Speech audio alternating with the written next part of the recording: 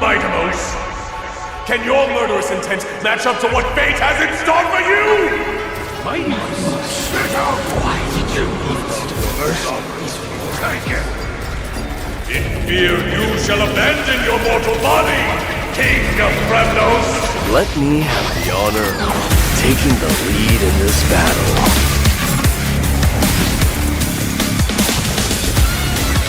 This journey is forged in blood and flames.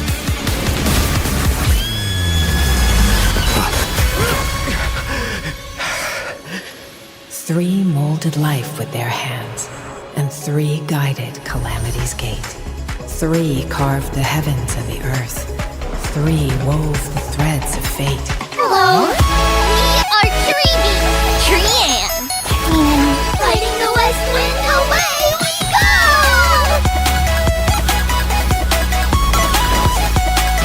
There's strength in numbers!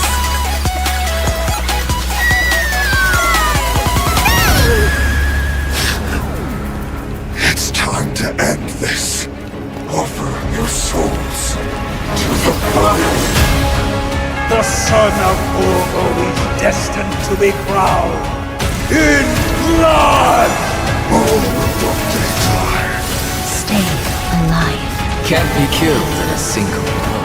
How we wish to see you again. It's now my turn to fight against it. The son of Urgo will be crowned in blood! The son of Urgo will be crowned in blood!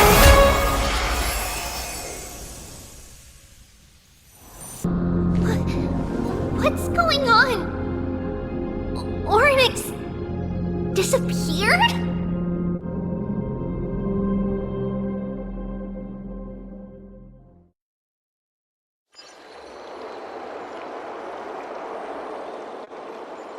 Are you saying that the black-robed swordmaster is not just tied to the Black Tide, but is also hunting for core flames everywhere?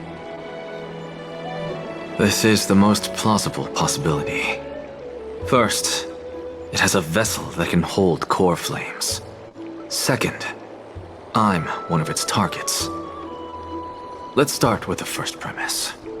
Its peculiar ceremonial blade can interact with a core flame, as evidenced by the pull I felt when it stabbed into my chest. I hypothesized that the blade can sense, absorb, or even retain core flames. The second premise is even more explicit. When it was engaged in fierce battle with many of us and was heavily distracted, it remained consistently focused on me. Or rather, on the Titan Ceres inside me. So it's plundering the flames. But if your argument holds up, wouldn't they be headed to Akama soon? The vortex of Genesis is full of the Titan's core flames. Not necessarily. Let's call that person the Flame Reaver for now. If my presumption holds, that person has three targets. The first target is me. The second target is Oryx, who hasn't yet fallen. And the third is Akama and the Vortex of Genesis, where the core flames are housed. But I suspect Akama won't be their first target. Kefali's core flame is guarded by the Council of Elders' arcane power. And Fagusa's water curtain should be able to block out any external perceptions. What about Thanatos and Aquila? Their core flames are yet to be restored? The whereabouts of Thanatos remain a mystery to all. As for Aquila, can you fly? No, I can't. Why are you asking that? Can that Swordmaster fly? Good point. But what if they do grow wings? If they had wings, I wouldn't have made it out of the grove alive. That's a relief. Anyway, since the Flame Reaver has two targets, we need to move fast. With the distances between Akama, the grove, and These potential targets. I believe we should bolster our defenses and... Bad news, Finan. Treepy is missing. The last time the three of them were seen was in... the Abyss of Fate. Oryx! Are you in here? No response at all. Did they foresee that we were coming and hide in the fog? Or...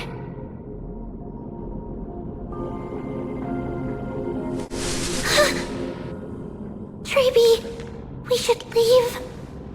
This temple has other people in it. What? Oh. Listen, footsteps. Fast ones. 3 or 4 people coming this way. Come on, we need to hide. Whoever they are, we can't let them see us. Treeby, Trianne, come check this out. What's this? Trianne feels like it's so familiar.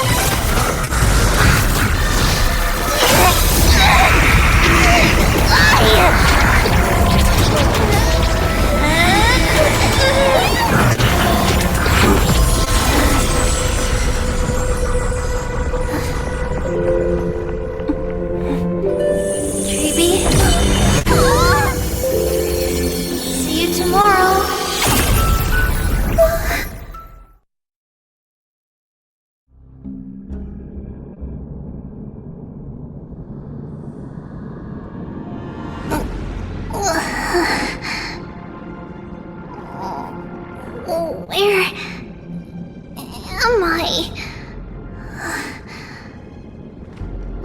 Little gray, snowy, and... Wait, where's Trianne? Is she back?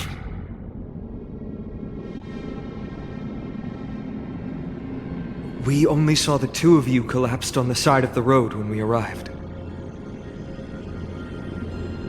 Danny and I looked around, but we couldn't find any traces of Lady Trianne. What about the black-robed swordmaster? Blast it! Of course it's them. We were still too late. I fear something bad has happened to Oryx's core flame. Then Lady Trianne... She doesn't have much divine power left. We can barely sense anything. That you're both safe is already a blessing. Everyone, we must take action now. We should split into 2 groups. One group will stay in the Abyss and meet up with Aglaya's reinforcements, then search for Trianne's whereabouts. The other group will come with me to pursue the black-robed swordmaster and recover the core flame. Do you know where it's headed? I didn't get to tell you this before, but Anaxa and I already have our misgivings about the Black Tide, so we've made preparations. I'll tell you the details as we move. Opportunities are fleeting on the battlefield. We should hurry.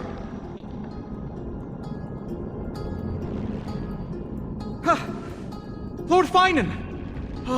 Lady Treeby and Lady Trianne. I'm glad you're all right. Did Aglaya's people get here? Yes.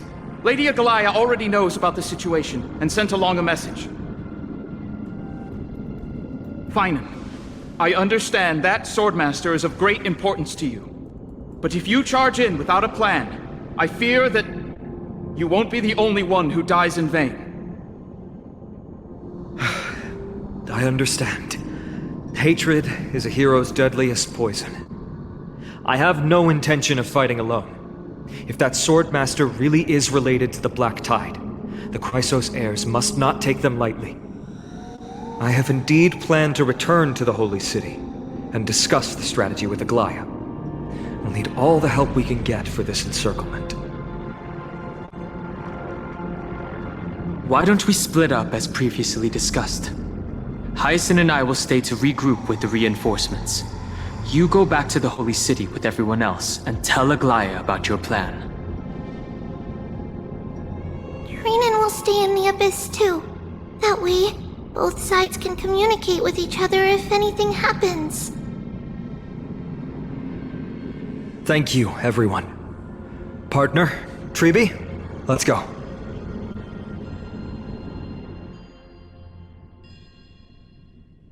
We're back, Aglaya. You should have come to me first, Finan. Aggie, there's no need to scold Snowy. Akuma is currently in grave danger. I know. It's beyond my imagination that the only two titans humankind can still rely on fell in such quick succession. I've never seen the golden thread pulled this taut, as if it could snap at any moment. Finan, tell us your plan. Time is of the essence.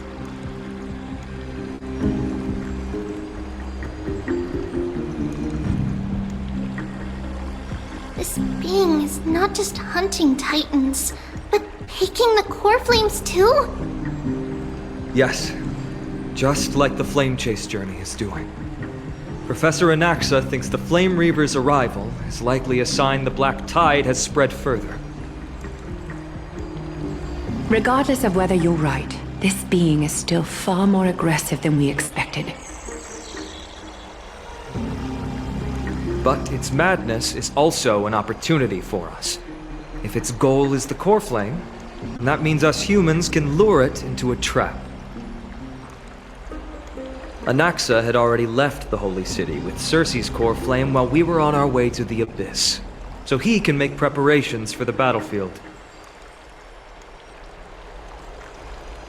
Tell me, what makes you think this won't end with us losing another core flame? Because this time, the power from beyond the sky is also at our side. He is the key.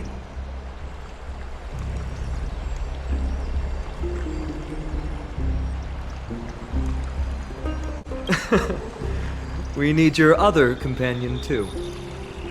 Ma'am, do you mean me? I see. Finan, that battlefield you mentioned, is it Castrum Kremnos? Yes, I'm sure everyone remembers the astonishing miracle our partner here performed with his companion during the battle with Nigador, and how they awakened Castrum Kremnos' past.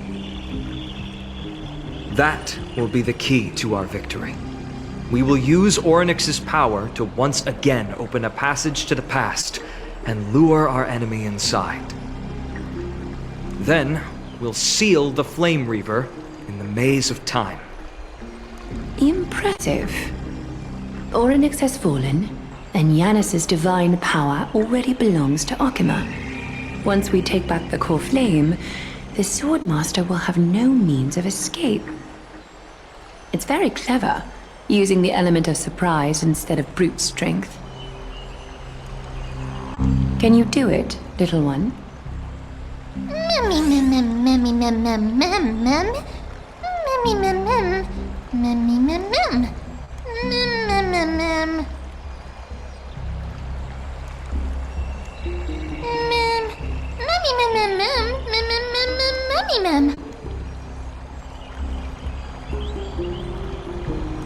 Yeah.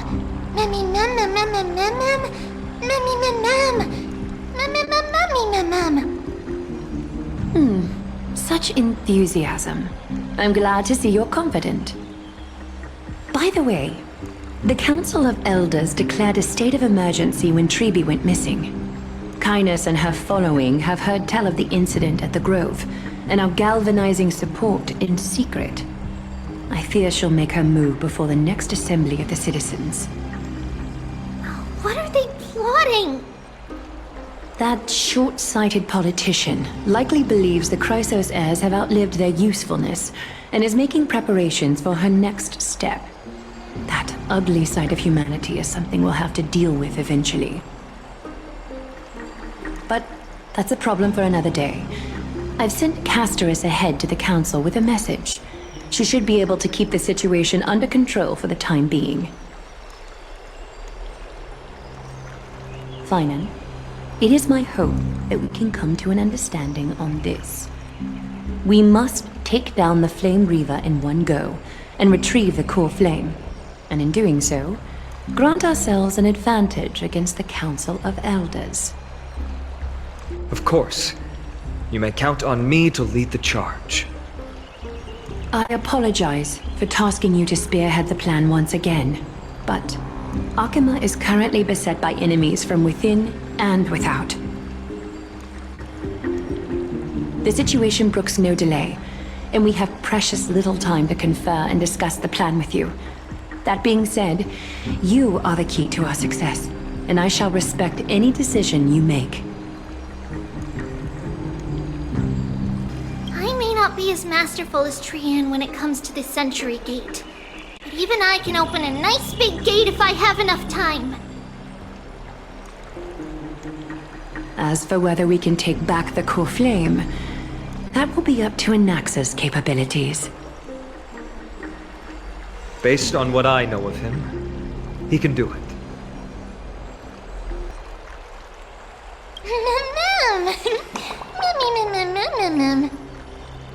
We are grateful to you for your aid, and to the rest of you as well.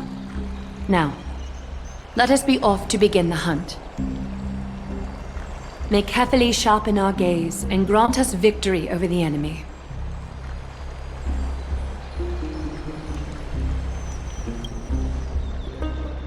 You mean Mighty? He's dealing with a different problem.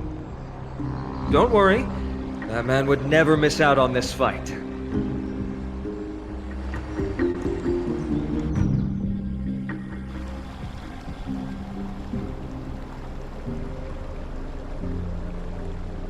Farewell, my dear friend.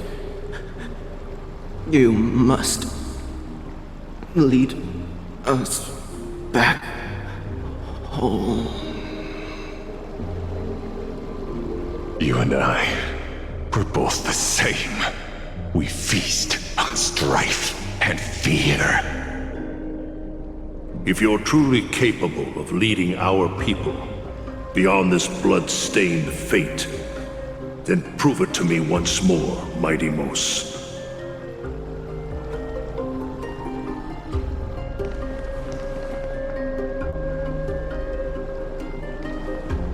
I knew you'd be here.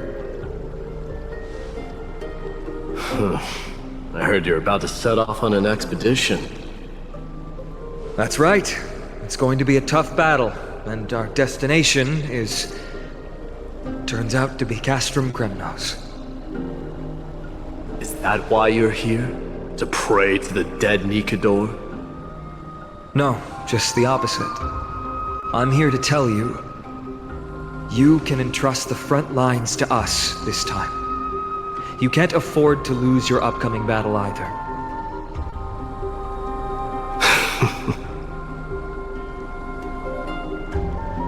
Have you heard the story of Geocles the Mountain Breaker?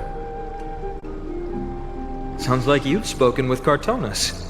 That's the name of the legendary mountain dweller, right?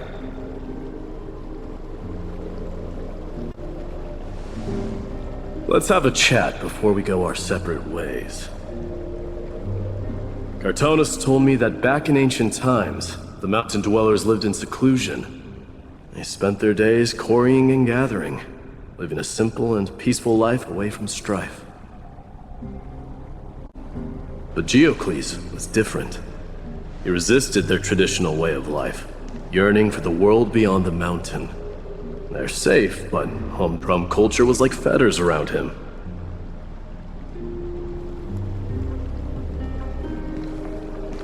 He sounds a lot like you. Yes. That is why he, too, faced the same dilemma as I do. One day, during one of Geocles' many ventures beyond the mountain, he spied a battalion of Ladonians stationed at the foot of the mountain.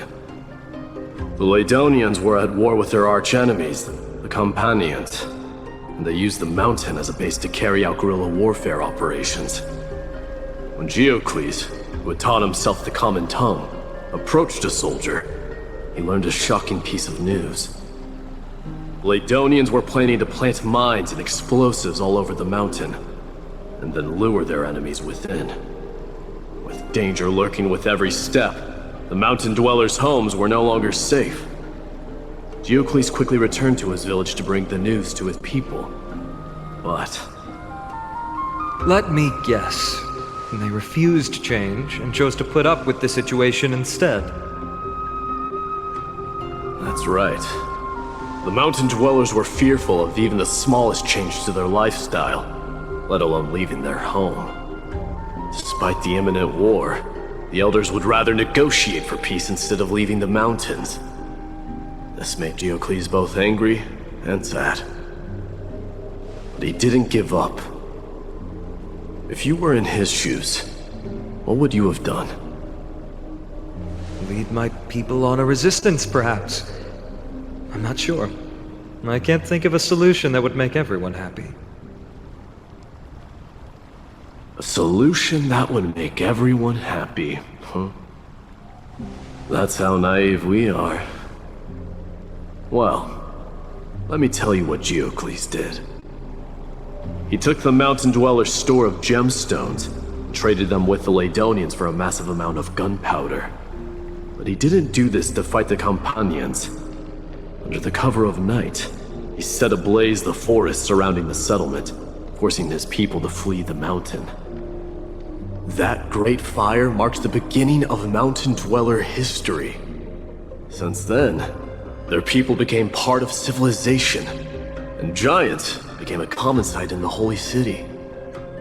Meanwhile, that mountain they once lived in has turned into little more than foam inside the black tide. But leaving their homeland also brought many mountain dwellers misfortune. They were hunted by Kremnoans or enslaved. Indeed, that is undeniably also part of their history. But that is Geocles for you. The merits of his actions, or lack thereof, have been scrutinized by many, but historians nevertheless hail him as the Mountain Breaker. Why do you think that is? It's simply because he took action and enacted change with his own hands. He didn't try to make everyone understand him, nor did he even waste time trying to make everyone happy. He started a great fire and burned the shackles of tradition to ashes, and then forced everyone to march toward the coming of a new era. You've made up your mind, haven't you? I'll be leaving Akama soon to fight the great darkness of this world, and to shoulder Nikador's destiny. So, listen well. If there comes a day when we meet again on the battlefield, and I stand opposed to the flame chase, remember to stab your sword into my back through my 10th thoracic vertebra. That's my weak spot, and the only way to kill me.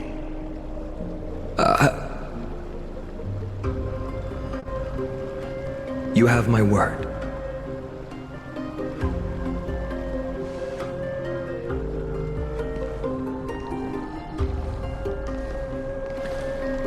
Go now. The battlefield calls. Send that flame-thieving hyena to their death. But if you find yourselves with no other recourse, pray to that blade in the sky. And loudly call out the name of the new god.